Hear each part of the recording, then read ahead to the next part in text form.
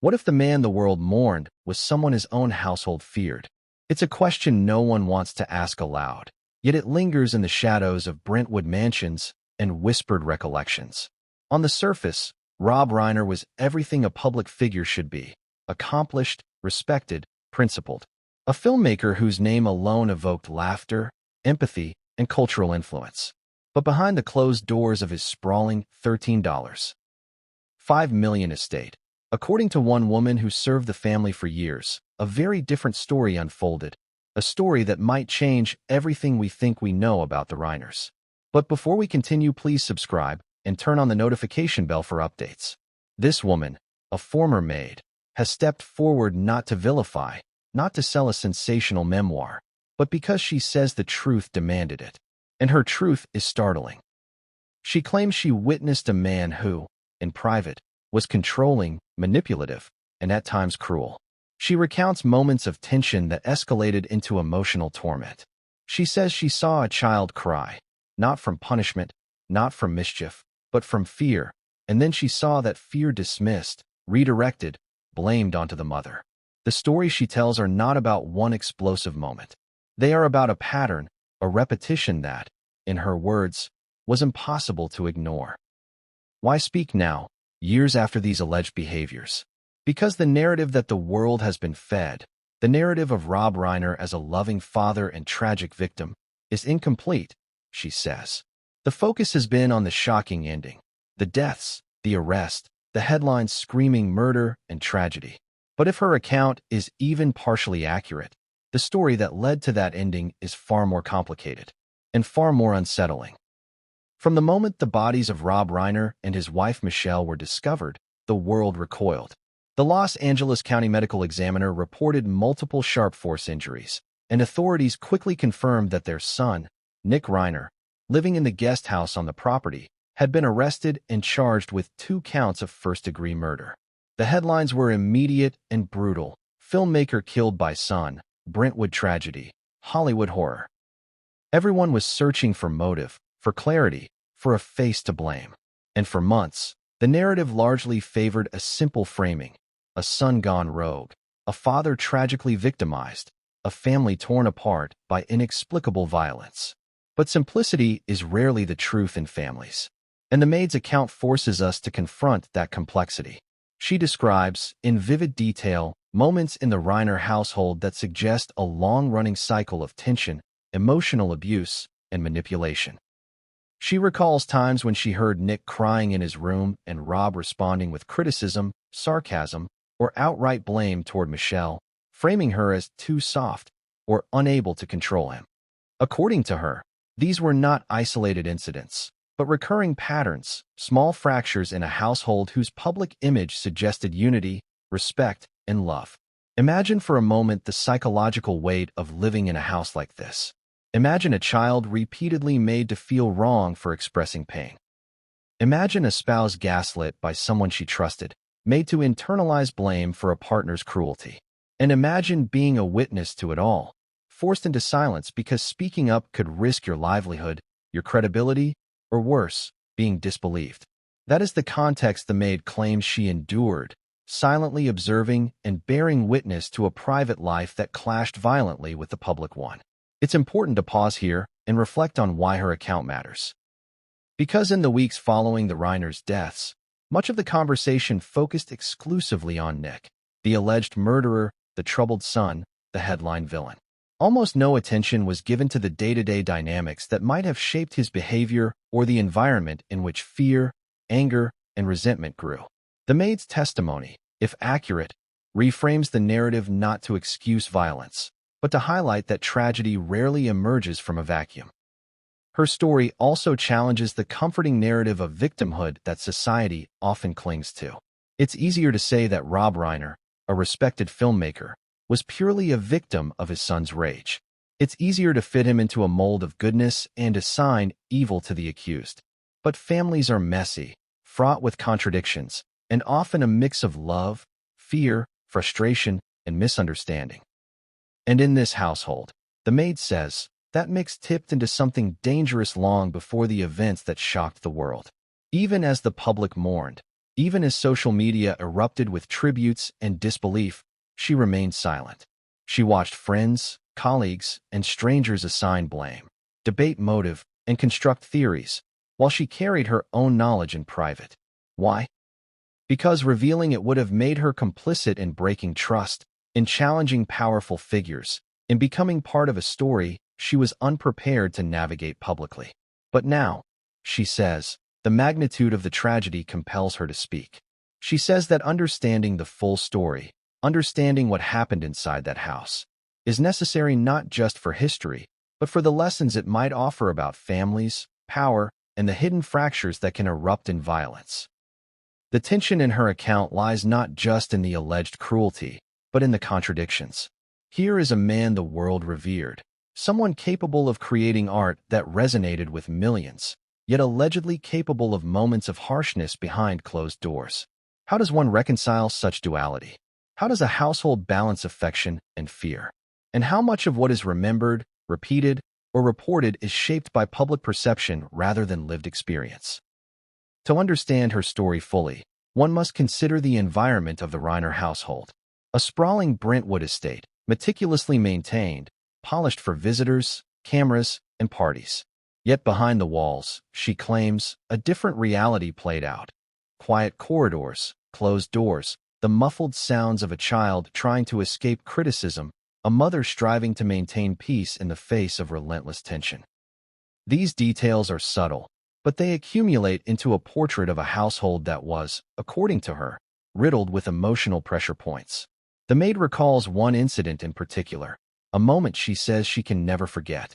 It involved Nick crying in his room, Rob's frustration escalating, and Michelle attempting to mediate.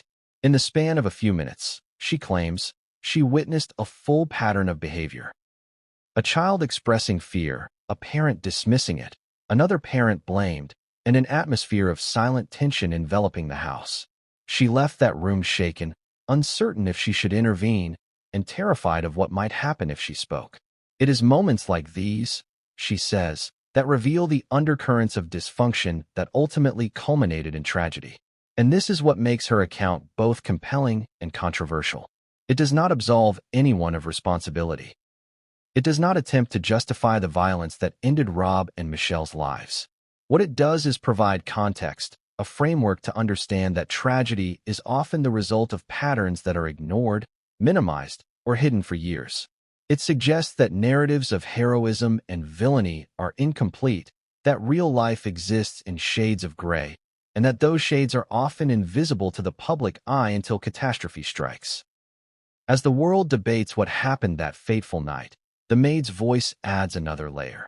The day-to-day reality of living in a household that, beneath its public veneer, might have been fraught with emotional turbulence. Her account asks viewers to consider not just the final act of violence, but the cumulative impact of years of tension, criticism, blame, and fear. It asks difficult questions. How do we define responsibility? How do we recognize patterns of harm before they escalate? And how do we reconcile public personas with private behaviors? Her story is a reminder that tragedy is rarely instantaneous. It is the product of accumulated moments, small, seemingly inconsequential acts that, over time, shape the people who live through them. The tears in Nick's room, the whispered disagreements, the silent observations of someone tasked with keeping the household running. All of these, she says, were threads in a tapestry that eventually unraveled in the most horrifying way. So what do we do with this knowledge? How do we process allegations that challenge a widely held perception of a beloved public figure? How do we hold space for grief, for anger, and for the complex realities of human behavior? These are the questions that will guide this narrative as we explore the maid's account, the events leading up to the deaths, and the patterns that some say went unnoticed for far too long. And yet, even as we begin this exploration, there is one detail that cannot be ignored, a single moment that, according to the maid, changed her perception of the entire family forever. It was a fleeting instant in a quiet hallway, a child's tear, a parent's scolding, and a mother's attempt to mediate, all witnessed by someone who felt powerless to intervene. That moment, small and seemingly insignificant, she says, revealed the true nature of the household. a house built on tension, fear, and unspoken grievances, where appearances masked deep and persistent dysfunction. But what came next would change everything, and no one saw it coming. If you only knew Rob Reiner through interviews, you'd think you knew him completely. The man who directed films that made audiences laugh, cry, and reflect on life's moral puzzles seemed, in public, larger than life. Confident, articulate, principled. A Hollywood icon whose name alone commanded respect. He spoke of empathy, of family values, of social justice, and people believed him because he appeared consistent, genuine, untouchable. But public personas are designed to be seen, curated to be consumed. They are stories we are allowed to hear, carefully edited versions of reality that rarely tell the whole truth. And according to the maid who worked for him, the story inside his home was a very different one. For decades, Rob Reiner's reputation in Hollywood was that of a storyteller, a visionary. He directed films that have become cultural landmarks, movies that dissect human behavior with both humor and insight. In interviews, he smiled easily, laughed at the right moments, and seemed to radiate warmth. Colleagues described him as approachable, witty, intelligent, a man who could charm a room while guiding cast and crew with clear authority. Fans admired him not just for his craft, but for the moral clarity he projected, someone who could balance ambition with compassion, power with restraint. And yet, what is public perception but a mask? What the world saw was polished, rehearsed, refined. The man people cheered for on talk shows, award stages, and red carpets was, according to someone who lived within the walls of his home, not the full picture. The maid recalls that behind the cameras, behind closed doors, Rob was controlling in ways that were subtle but persistent, manipulative in ways that were almost invisible to outsiders. He would smile for the world, yet demand perfection in the smallest details at home, creating tension in ways that left his family constantly on edge. The contrast is jarring. On one hand, a celebrated filmmaker whose every word in public seemed guided by integrity and insight. On the other, a man whose private behavior, if the maid's allegations are accurate, involved belittling his son, manipulating his wife, and creating a household charged with emotional volatility. To reconcile these two images is difficult, because the human mind craves coherence. We want heroes to be wholly heroic and villains to be wholly evil. But reality rarely conforms to that simplicity. Families are messy, layered with love, fear, resentment, and unspoken expectations. And sometimes, the masks we wear publicly are the opposite of the truths we harbor privately. The maid's account begins not with violence or outright abuse, but with patterns, small, seemingly mundane behaviors that accumulate into something larger over time.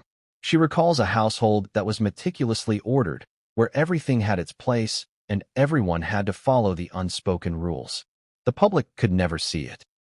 The corridors of the Reiner estate were polished, the gardens immaculate, the guest house serene. But inside the home itself, the atmosphere was tense, unpredictable, and charged with a quiet form of control. She remembers Rob's interactions with his son, Nick, as particularly revealing. In public, Nick might have seemed a normal young man, perhaps even privileged or spoiled.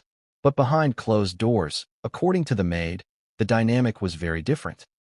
She says she often saw Nick attempt to speak or express emotion, only to be interrupted, criticized, or dismissed.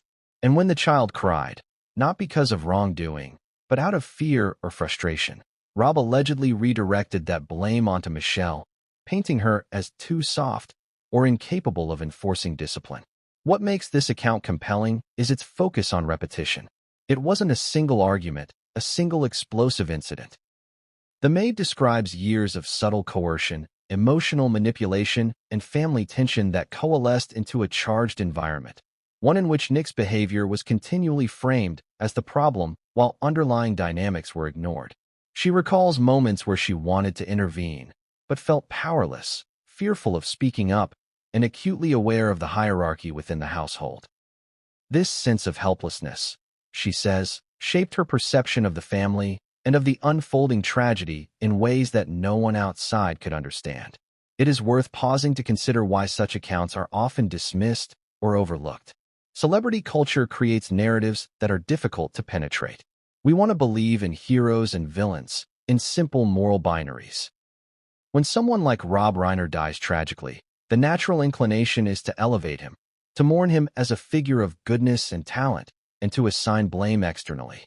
Rarely do we interrogate the private dynamics that might have contributed to conflict or tragedy. And yet, those private dynamics, according to the Maid, were consistent, patterned, and undeniable. Her descriptions of Rob's behavior are nuanced. He was not portrayed as overtly violent in the physical sense, but controlling in emotional and psychological ways. She recalls the way he monitored interactions, the sharpness of his criticism, the subtle ways he would assert authority and create guilt.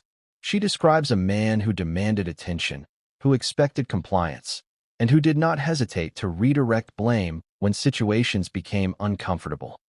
For those outside the home, these behaviors might have been invisible, or they might have been rationalized as parenting or managerial decisions.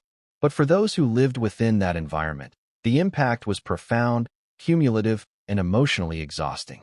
The Maid also highlights the duality of his character, a tension that is central to understanding the household dynamic.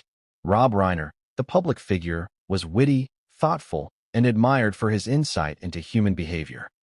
Rob Reiner, the private figure, according to her, could be cold, dismissive, and quick to assign blame. This duality is not uncommon among public figures. In fact, it is almost expected in high-profile households where appearances matter as much as reality.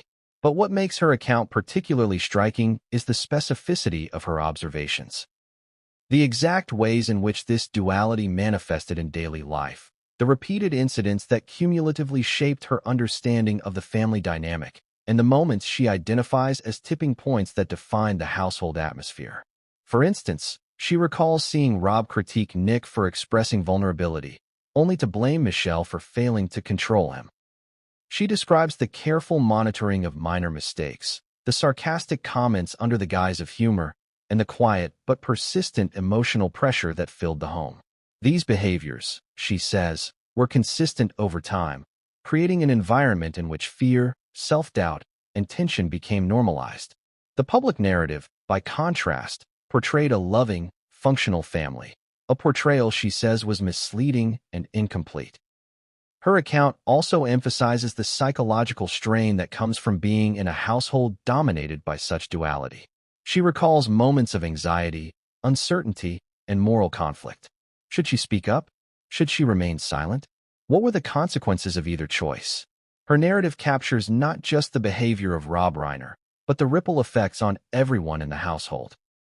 A son whose emotions were constantly policed, a mother navigating a husband's criticism, and a staff member forced to witness and interpret these dynamics while remaining silent. And then there is the larger cultural context. Hollywood is a world where perception is everything. The way a figure is seen publicly can influence careers, media narratives, and personal reputations. This creates a form of protective armor. Public personas are cultivated to manage perception, while private realities remain hidden. According to the Maid, this was precisely the case in the Reiner household. A veneer of respectability, charm, and wit masking tension, criticism, and emotional coercion. Understanding this duality is key to understanding the events that later unfolded, because appearances can be deceiving, and the truth behind closed doors is often far more complicated than the narrative presented to the public. Despite the shocking contrast between public image and alleged private behavior, it is important to note the Maid does not claim that Rob Reiner was wholly malevolent. Her account presents a man with complexity, contradictions, and flaws. A man whose brilliance and public charm coexisted with private behaviors that were controlling and, at times, hurtful. This nuance is essential. It challenges the simplistic dichotomy of victim and perpetrator, suggesting instead a web of relationships and behaviors that were fraught with tension long before tragedy struck.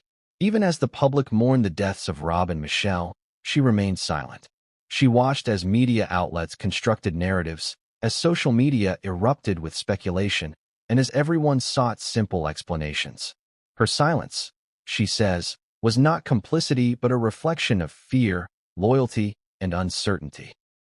Speaking out earlier would have meant confronting powerful figures, challenging entrenched narratives, and exposing herself to scrutiny. Now, however, the magnitude of the tragedy compelled her to speak, to offer a perspective that might complicate, enrich, and deepen our understanding of what happened inside the Reiner household. Her account asks uncomfortable questions. How do we reconcile public perception with private behavior? How do patterns of control and emotional manipulation shape children, spouses, and witnesses over time? How much do we ignore or rationalize because it conflicts with the image of someone we admire? And perhaps most importantly, what happens when these dynamics are left unchecked for decades, accumulating silently until something catastrophic occurs?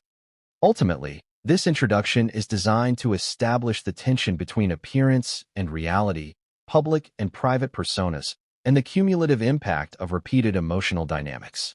It is meant to challenge the audience, spark curiosity, and prepare them for a detailed exploration of events, behaviors, and patterns that are at once shocking, unsettling, and deeply human.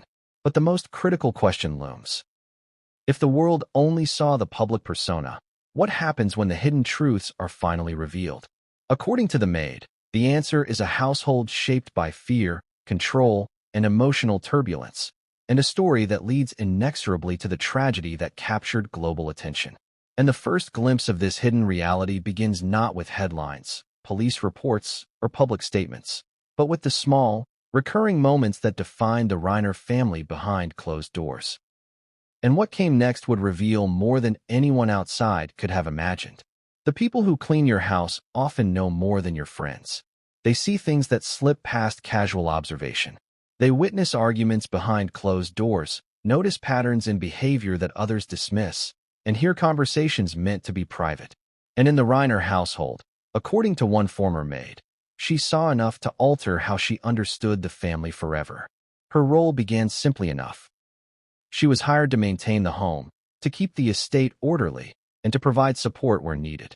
The public sees her as a minor presence, a background figure in a story dominated by celebrities. But within the walls of that Brentwood mansion, she was a constant observer, someone who noticed the rhythms of life, the subtle tensions, and the moments of strain that no one else recorded. Over time, her awareness deepened. She began to see patterns, to anticipate arguments before they erupted, and to recognize the emotional temperature of the household at any given moment. According to her, the Reiner home was both glamorous and meticulously maintained.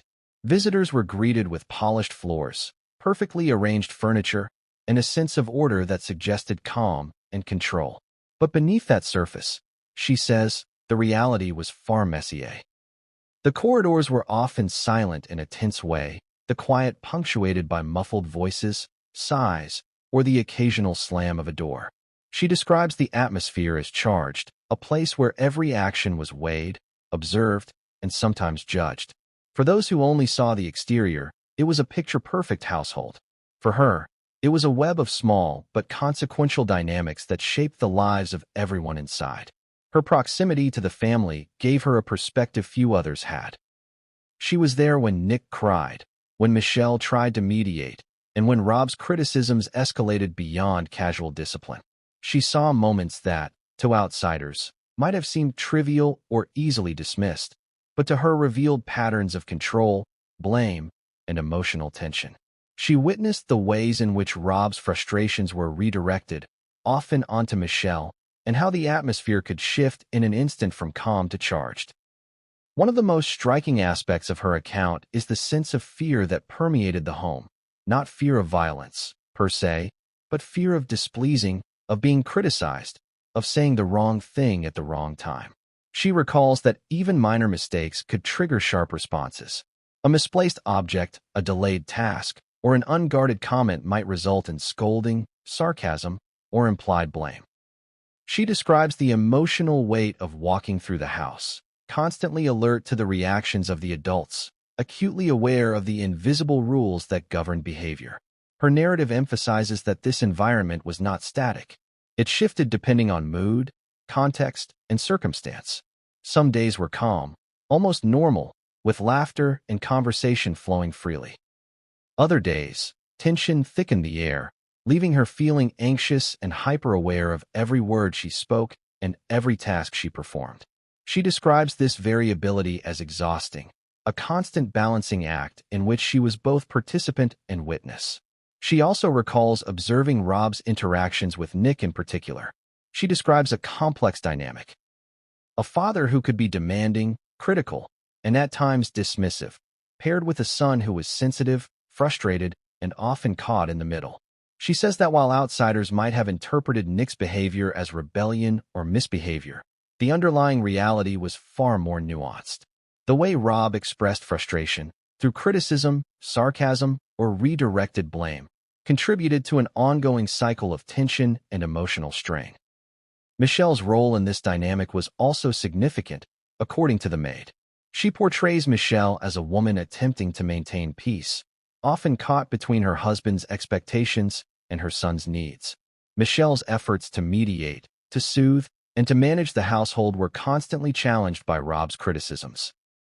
The Maid says that this created a situation in which Michelle was blamed for problems she did not create, a pattern of emotional triangulation that reinforced tension in the home. The Maid's perspective also highlights the difficulty of observing without intervening.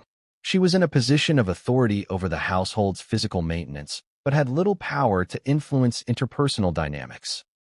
Speaking out could have jeopardized her employment, risked disbelief, or even placed her in conflict with a family whose social and professional influence was significant. She describes the moral conflict of witnessing distress and feeling powerless to act, a tension that weighed heavily on her over the years. What sets her account apart is not just what she claims to have seen, but how she interprets it. She does not reduce the family to caricatures of villainy or innocence. Instead, she portrays a household shaped by patterns, by repeated behaviors, by cycles of control and response that ultimately define the emotional climate. She describes Rob as charismatic and accomplished in public, but controlling and at times harsh in private. She describes Michelle as loving, patient, and mediating, yet constantly blamed and criticized. She describes Nick as sensitive and reactive, but caught in dynamics over which he had little control. Together, these elements formed a complex system, a household whose dysfunction was subtle but persistent. Her narrative also touches on the psychological effects of living in such an environment. She describes the ways in which tension affected behavior, how constant vigilance and emotional regulation became necessary survival mechanisms. She recalls observing Nick withdraw, become frustrated, or cry, and noticing how these responses were framed as problems by Rob rather than signals of distress. She also describes how Michelle internalized blame, navigating a husband's criticism while attempting to protect her son. These dynamics, she says, were invisible to outsiders but highly consequential for the emotional life of the household. The Maid emphasizes that her account is based on repeated observations over time, not a single incident or outburst. She says that patterns reveal themselves through consistency, through the accumulation of moments that, individually, may seem minor but collectively shape experience. Walking through the Reiner home day after day, she says, she began to see these patterns clearly. The way criticism followed expressions of vulnerability, the way blame was redirected, the way tension fluctuated and persisted. She also describes the psychological burden of being a witness. She says that over the years, she felt conflicted, anxious, and isolated. She was responsible for the maintenance of the home, yet she carried knowledge of private tensions that she could not discuss. She describes the constant balancing act of performing her duties while observing the undercurrents of emotional conflict, the strain of seeing distress and feeling powerless to intervene. And yet, despite the challenges, she remained present, witnessing, recording in memory the details of daily life. Her proximity allowed her to observe what outsiders could not: the small gestures, the tone of voice, the subtle shifts in mood that revealed the underlying emotional climate. She recalls moments when a glance, a sigh, or a raised voice could alter the atmosphere of a room, moments that were invisible to the public eye but highly significant for those who lived them. She also notes the irony of public perception. The Reiners were seen as a polished, accomplished, and successful family. But in private, she says, the emotional experience was far more complicated. Her account challenges the assumption that public success equates to private harmony, emphasizing that the lives of families, even those in the public eye, are shaped by patterns, tensions, and behaviors that remain hidden from view. The maid's observations extend to the way conflict was managed or not managed within the home.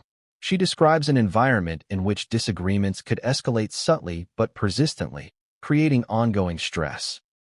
Criticism was often indirect, humor was used to mask irritation, and tension was channeled in ways that reinforced emotional strain. She emphasizes that these behaviors were not always dramatic or explosive, but they were consistent and meaningful, shaping the experiences of everyone in the household over time. What ultimately compelled her to speak, she says, is the combination of tragedy and timing. The deaths of Rob and Michelle, the arrest of Nick, and the public narratives that quickly formed left her with a sense of urgency. She felt that the story being told, one that simplified the dynamics into a clear victim and villain, was incomplete. Her account, she believes, provides necessary context, insight into patterns of behavior, and a perspective on the emotional life of the household that is otherwise invisible. In describing her decision to speak out, she emphasizes both courage and risk. Speaking meant challenging powerful figures, risking disbelief, and entering the glare of public attention. But the weight of years of observation, the sense that the full story mattered, and the desire to provide perspective outweighed her fear. She felt compelled to ensure that the narrative surrounding the Reiners acknowledged complexity, nuance, and the patterns that shaped their lives. The Maid story is a reminder that the people who serve in households often have unique insight. They see things that others overlook, hear things that others dismiss, and understand the subtle rhythms of daily life. In the Reiner household, she says, this insight revealed an environment of tension, control, and emotional complexity. She observed, she remembered, and now she speaks. And as we move deeper into the story, the details she provides will challenge assumptions, reveal contradictions, and force us to reconsider what we thought we knew about a family that has been defined in public memory by tragedy, reputation, and headlines. But what she claims she saw one afternoon in the hallway, a single, fleeting moment, would haunt her for years, and it would be the first glimpse of a household dynamic that no one outside could have imagined. Children don't cry because they're weak. They cry because something overwhelms them, something bigger than their ability to cope, something they cannot control. And according to the maid who worked in the Reiner household, she saw Nick Reiner cry, and what happened next left her speechless, frozen, and questioning everything she thought she knew about the family. It was an ordinary afternoon, she says, the kind of quiet day that makes the subtle undercurrents of a household all the more noticeable. Rob was upstairs in his study, immersed in his work. Michelle was moving quietly through the kitchen, attending to routine tasks. And Nick, who had spent the morning attempting homework and creative projects, retreated to his room, frustrated by the relentless expectations that seemed to shadow every aspect of his life. The first thing she noticed, from the hallway outside his room, was a quiet sobbing, soft at first, almost imperceptible. It was the kind of sound that could easily be mistaken for frustration or fatigue, but her years of experience in the household told her it was more than that. She paused, listening, recognizing the pattern. Nick crying in response not to punishment, but to emotional pressure he could not escape. What followed, she says, was something she would never forget.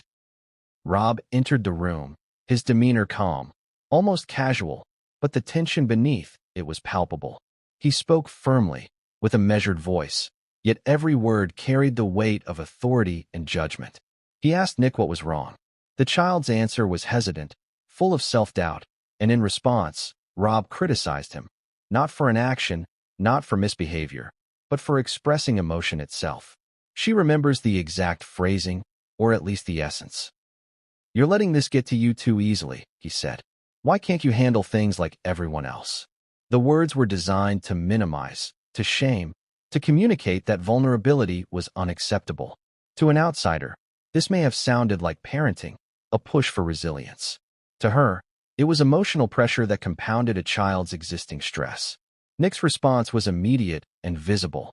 His tears increased. His body tensed. His voice wavered. And then, according to the maid, Michelle entered the room, attempting to intervene, to soften the criticism, to mediate.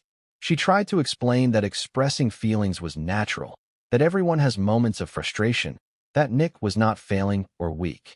Rob's response, the maid says, was to redirect the blame. Michelle, in his view, was too soft, incapable of enforcing the discipline he believed necessary. He positioned himself as the authority, positioning her as the problem. He suggested that Nick's inability to manage his emotions was the result of her leniency, rather than a reflection of the natural pressures of growing up in a demanding environment. The maid recalls feeling a tight knot in her stomach. She had seen these interactions before, countless times, over months and years. She knew the patterns, the way Rob could dismiss vulnerability, the way Michelle's attempts to mediate were reframed as weakness. And she knew that Nick, already sensitive, was internalizing the criticism in ways that would shape his emotional world. It wasn't just the words that struck her.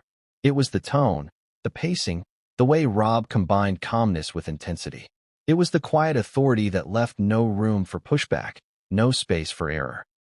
The maid describes a sense of invisibility, of being trapped in a dynamic where every action is scrutinized, every response judged, and every expression of vulnerability reframed as failure. She also recalls the physical cues. Nick's hands trembled, his posture slumped, his voice faltered. Michelle moved closer, her tone gentle but firm, attempting to de-escalate the tension. But Rob, she says, maintained his position, unyielding, redirecting blame with precision. It was a masterclass in emotional control, or, as she perceived it, emotional coercion. What made the moment particularly striking, she says, was the cumulative effect of years of repeated interactions. This was not an isolated incident. It was one of countless instances in which Nick's emotions were policed, his responses evaluated, and his vulnerability treated as a flaw. And witnessing it, she says, left her with a deep sense of unease, a recognition that the dynamics at play were not healthy, that patterns of emotional strain were entrenched and persistent. The maid's narrative emphasizes that children are not equipped to navigate such sustained emotional pressure. They are sensitive to tone, nuance, and inconsistency. They absorb blame, internalize criticism, and often feel responsible for conflicts they did not create. She saw Nick experience this pattern repeatedly, each instance reinforcing feelings of inadequacy, frustration, and fear. And in that moment, one afternoon in a quiet hallway, the full weight of these dynamics became visible. She also points out the irony and tragedy of public perception.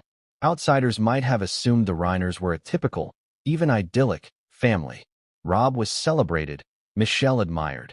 Nick assumed to be the troubled or privileged son.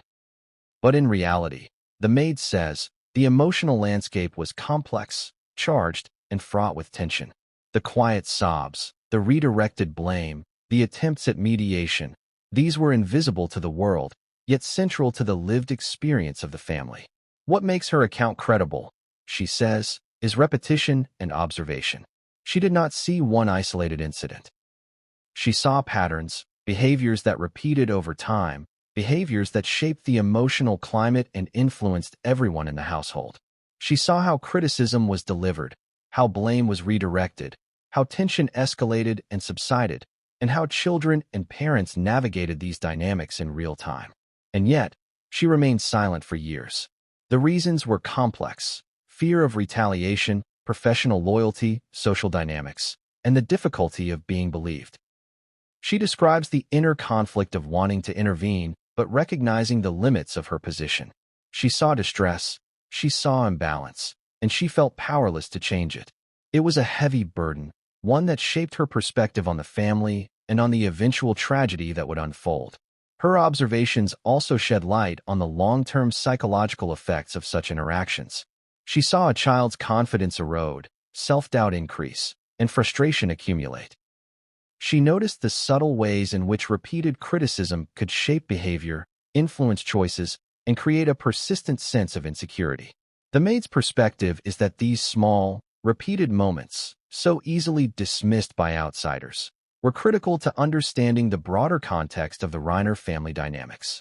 This chapter of her account is central because it underscores the tension between vulnerability and authority, between expression and judgment. It highlights how emotional coercion can be subtle, persistent, and damaging, and it raises uncomfortable questions about responsibility, perception, and the impact of repeated patterns on family members who are, in many ways, powerless to escape them. The Maid also reflects on the moral ambiguity of the moment. She does not portray Rob as purely evil, nor Nick as purely victimized. Instead, she presents a household shaped by complex interactions, where love, fear, frustration, and misunderstanding coexisted. She emphasizes that understanding these dynamics does not excuse violence. It contextualizes behavior, highlights patterns, and provides insight into the pressures that existed long before the tragedy made headlines. Even as she recounts this moment, she stresses the lasting impression it left. Seeing a child cry, witnessing the redirection of blame, observing the tension between parents. It was a snapshot of the family system, a microcosm of broader dynamics that had been unfolding for years. And it was a moment that would stay with her, haunting her perception of the household and influencing her decision to speak out years later.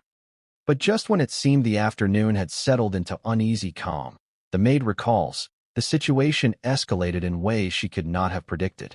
Rob's next words, Michelle's reaction, and Nick's response created a chain of events that would leave an indelible mark on her memory and serve as a glimpse into the ongoing patterns that define the household. What came next would challenge her assumptions about authority, blame, and family, and set the stage for a series of events that few outside the home could have foreseen. Every home has its rhythm, its flow, its invisible architecture of human interaction.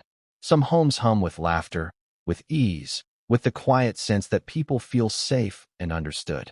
Other homes hum differently. A tension beneath the surface, a quiet anxiety threaded through daily routines, small but constant pressures that shape the way everyone moves, speaks, and thinks. According to the maid who worked in the Reiner household, their home fell squarely into the latter category. She describes it as a house built on tension. Not tension that erupted dramatically every day, not arguments that shook the walls or slammed doors, but a more insidious, persistent form of pressure. It was the type that accumulates, that leaves invisible marks, that teaches inhabitants to anticipate conflict, to regulate themselves, to walk on eggshells without ever acknowledging the fragility beneath. For years, she says, this tension was present in every corner of the mansion, from the polished living room where guests were welcomed to the quiet hallways where minor disputes were quietly resolved, redirected, or reframed. The maid's observations began with routine household duties, but she quickly realized that the physical spaces were inseparable from the emotional dynamics they contained. The kitchen, she recalls, was often quiet but tense, as though the walls themselves absorbed and reflected the moods of the occupants. The living room, she says, was polished and perfect for appearances, but conversations there were carefully moderated, emotions measured, and mistakes, even minor ones, noticed and remembered. The bedrooms, particularly Nick's, were spaces of vulnerability, where feelings could surface but were constantly monitored, judged, or reframed. According to her, the tension was a result of multiple, intersecting dynamics. Rob's precise, controlling behavior set a tone that left little room for error. Michelle's attempts to mediate and nurture were consistently reframed as weakness. And Nick, as the son of this carefully balanced but fraught system, absorbed the pressures from both directions.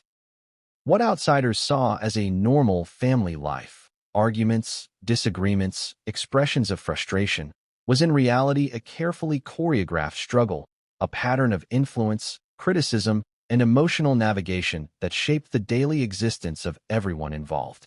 She describes walking through the house and feeling the weight of unspoken expectations. Every step, she says, was measured, every action scrutinized, even unconsciously. Minor infractions. A dish left out of place, a towel not folded correctly, a word spoken at the wrong moment, could ripple through the atmosphere, producing tension, subtle criticism, or redirected blame. Over time, this created a pervasive sense of vigilance, an internalized monitoring of behavior that left everyone on edge, unsure if their actions would be deemed acceptable or wrong. The maid emphasizes that the tension was not always visible or explosive, but it was cumulative. It shaped moods, dictated interactions, and influenced decision-making. Nick's sensitivity, she says, was heightened by years of subtle criticism and redirected blame. Michelle's patience was tested constantly by the emotional demands of both her husband and her son. And she herself, as a witness and participant in household routines, became hyper-aware, measuring her movements, words, and responses to avoid inadvertently triggering conflict. What made the environment particularly challenging, she notes, was the subtle interplay between control and charm. Rob could be charismatic, witty, and engaging in public, and even in private, he had moments of warmth. These glimpses of affection or levity, however, were often interspersed with subtle forms of manipulation or criticism. The Maid describes a pattern in which kindness and criticism were paired in ways that kept everyone uncertain, maintaining control while preventing outright rebellion. It was, she says, a carefully balanced tension designed to sustain authority while masking its more coercive elements. She recalls one particularly telling example involving a household gathering. Rob was preparing for a dinner party, and the family was moving through routines that, on the surface, appeared ordinary. Nick attempted to contribute to the preparations, expressing suggestions and ideas. Michelle intervened gently to guide him, supporting his engagement and encouraging him to participate. Rob, observing the interaction, praised the effort briefly, then criticized small deviations from his expectations. Michelle's guidance was framed as indulgence, Nick's contributions as flawed. The atmosphere shifted imperceptibly, creating a sense of discomfort, self-consciousness, and unease that lingered long after the dinner ended. The Maid points out that these micro-interactions were repeated countless times over years. The cumulative effect, she says, was a household in which tension was constant, trust was conditional, and emotional expression was carefully regulated. Each individual adapted in different ways. Nick internalized feelings of inadequacy. Michelle attempted to mediate while absorbing blame, and she herself became an observer and recorder of these dynamics, recognizing patterns that no outsider could perceive. She also reflects on the long-term impact of this environment. Children growing up in homes dominated by subtle tension learn to navigate conflict carefully, to anticipate reactions, and to manage emotions with precision. This creates skills, yes, but it also fosters anxiety, self-doubt, and hypervigilance. In the Reiner household, she says, these patterns were magnified by the public visibility of the family and the contrasting charm of Rob in professional and social contexts. The dissonance between public image and private experience, she argues, intensified the tension, leaving Nick and Michelle in a perpetual state of emotional negotiation. Another key element, according to the Maid, was the atmosphere of blame and redirection. She recalls multiple occasions when conflicts were not addressed at their source, but reframed in ways that shifted responsibility. Rob's frustrations were frequently projected onto Michelle. Minor mistakes or lapses were interpreted as systemic failures. This created a feedback loop in which tension increased, emotions were policed, and no one could feel fully safe in expressing themselves. Even the Maid, whose role was ostensibly neutral, felt the effects of this pattern, carefully moderating her behavior to avoid attracting criticism or disrupting the delicate equilibrium. The Maid emphasizes that the house itself became a reflection of these dynamics. Each room, she says, contained echoes of past arguments, gestures, and interventions. The corridors, hallways, and shared spaces held subtle reminders of tension, unspoken rules, and emotional negotiation. The very structure of the home, in her mind, was imbued with the pressures and patterns that defined life inside. Visitors could see beauty, order, and success, but the invisible architecture, the emotional landscape, was far more complex and fraught. This tension was also compounded by the duality of Rob's character. Publicly, he was charming, witty, and highly regarded. Privately, he was controlling, critical, and precise. Michelle attempted to balance these extremes, maintaining warmth and care while absorbing criticism and navigating her son's emotional needs. Nick, sensitive and perceptive, internalized the pressure, navigating both public expectation and private judgment. The maid's account emphasizes that this interplay created an environment in which tension was normalized, emotional regulation was essential, and vulnerability was a liability. She recalls that the tension extended into virtually every aspect of household life. Simple tasks, preparing meals, completing chores, or handling daily routines, became opportunities for subtle correction, criticism, or blame. Even gestures of affection or engagement could be misinterpreted or reframed. Over time, this created a household climate in which everyone was hyper-aware, emotionally vigilant, and constrained by the invisible rules imposed by Rob's control and the ongoing redirection of blame. Her narrative also highlights the psychological burden carried by everyone in the home. Nick's emotional responses were constantly scrutinized and reframed. Michelle's interventions were consistently undermined. And the maid herself experienced anxiety, moral conflict, and a sense of responsibility for observing without intervening. The cumulative effect, she argues, was an environment in which tension was omnipresent, shaping behavior, decisions, and emotional experience. And yet, there were moments of levity, moments that complicated the narrative. Rob's charm, wit, and occasional warmth provided relief, albeit temporary. Michelle's patience and care created pockets of stability. But these moments, she says, were always tinged with the underlying awareness of tension, the knowledge that criticism could return at any moment, and the persistent uncertainty that defined daily life in the house. The maid stresses that understanding the tension is crucial for contextualizing later events.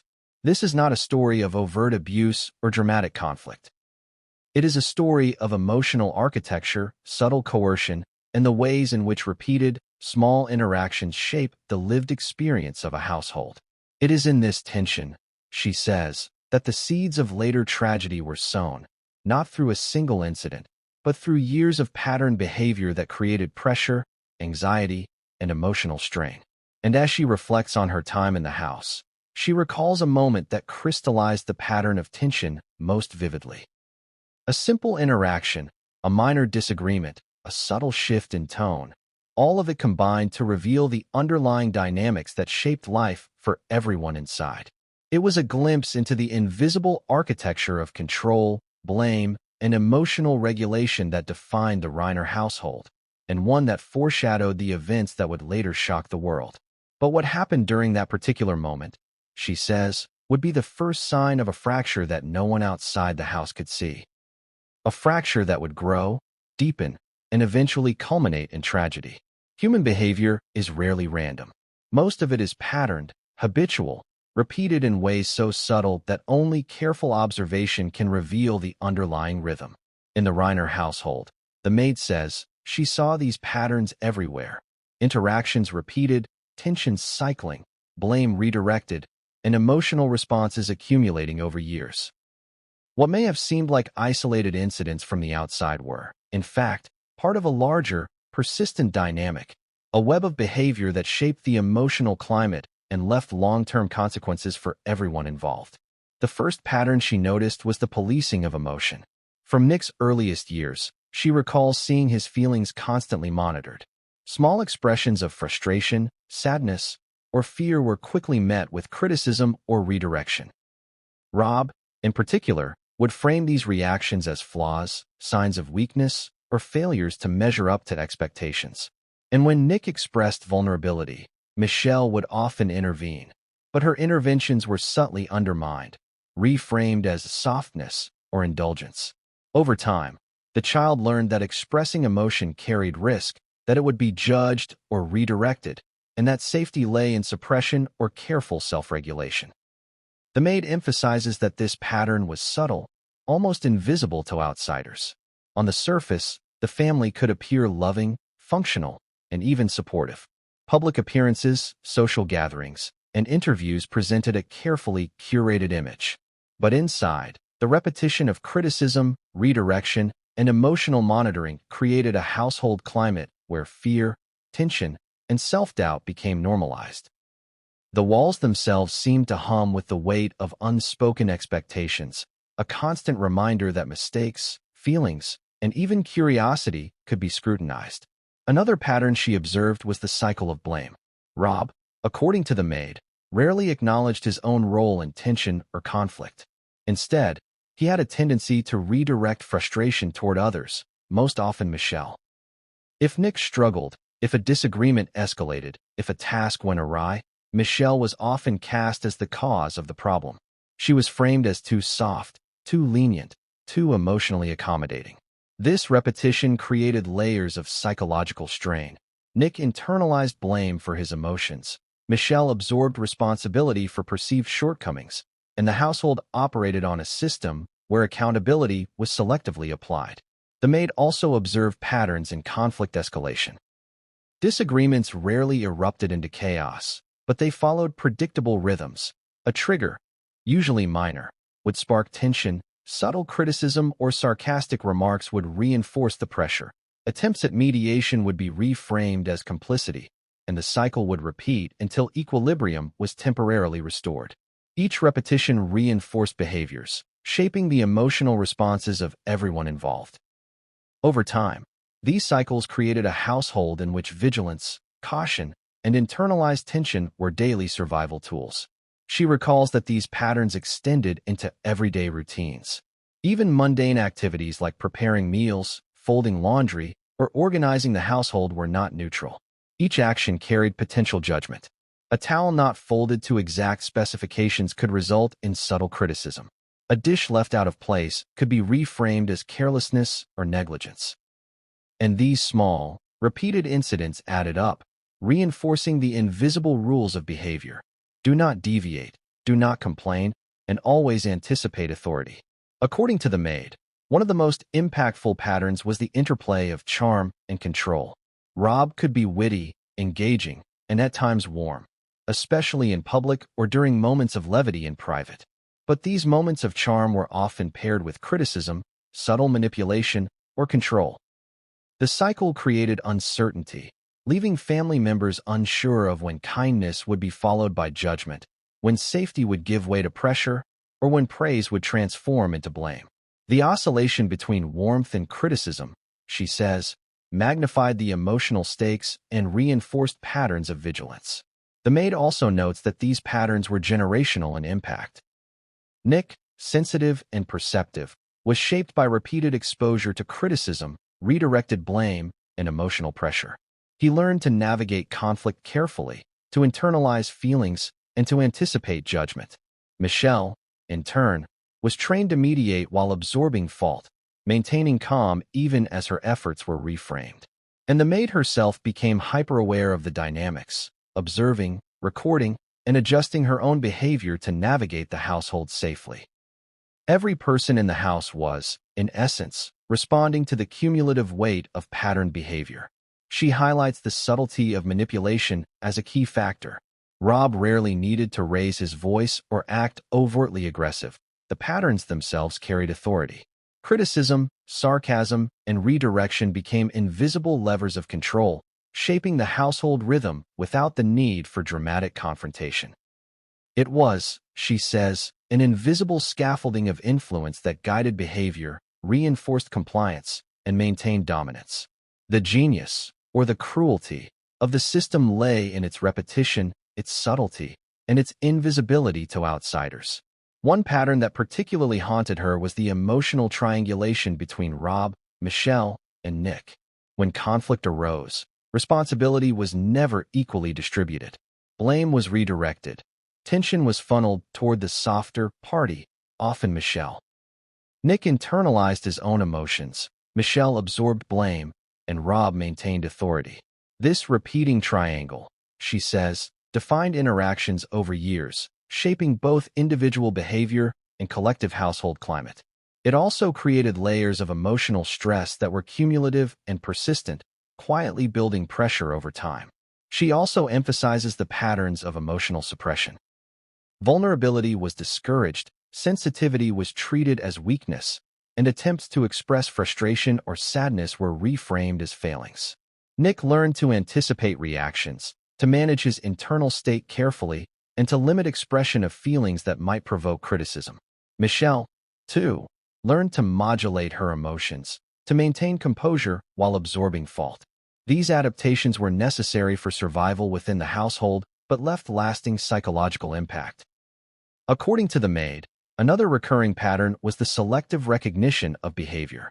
Positive actions or attempts at mediation were noted, but often reframed or overshadowed by criticism or subtle judgment. Even achievements, she says, were sometimes twisted into evidence of indulgence, favoritism, or oversight.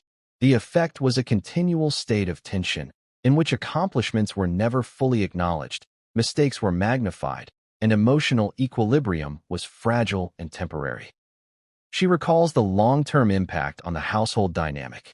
Years of repeated patterns created a rhythm that everyone unconsciously learned to navigate.